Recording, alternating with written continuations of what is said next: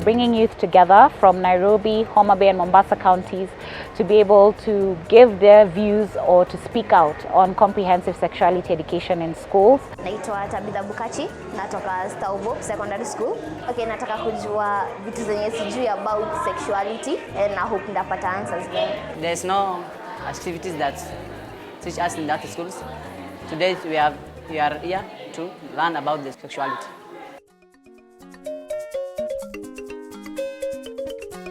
Youths have specific characteristics that make them a vulnerable group in the community, and therefore they are unable to access the necessary health information as well as services that they require.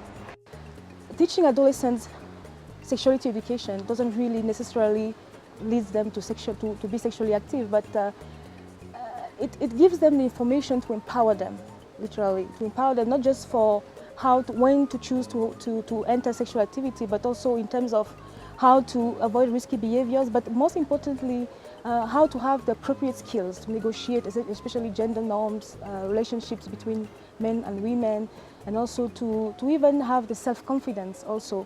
And this is helpful even in terms of them having their own academic dreams and to be able to achieve them. So how do you empower them? This is basically the main purpose of sexuality education.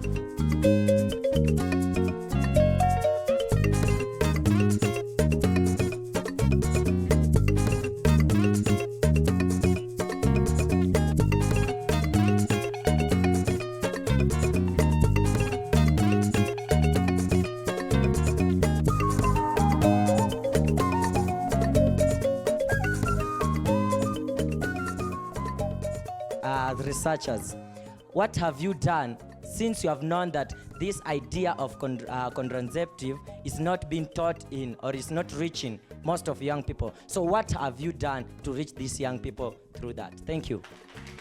Is there any program that can be put across so that mothers or parents can be taught about teaching their children about sexuality education?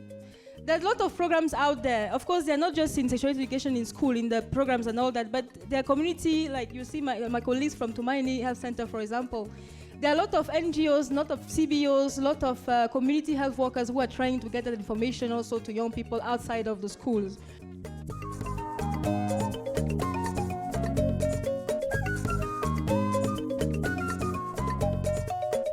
Students fear to acknowledge the knowledge of reproductive health education because of stigma. Some students see that if you talk about sexual life, people will see you as unaonekana kama unajua mengi ama sijui nini, so they are shy to speak about them. In the future vetka hizi bedhe zina improve my youth kwa sababu tukiwa nje hatuelewi kitu, na sasa vetka hizi zimewezesha at least tuna get something.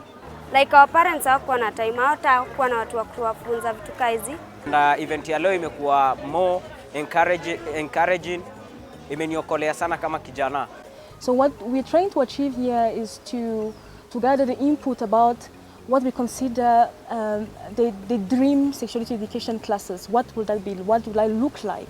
Right? So in terms of format, in terms of content, in terms also of what they think themselves sexuality education should impart in their life, in terms of knowledge, in terms of life skills, in terms of competencies and all that.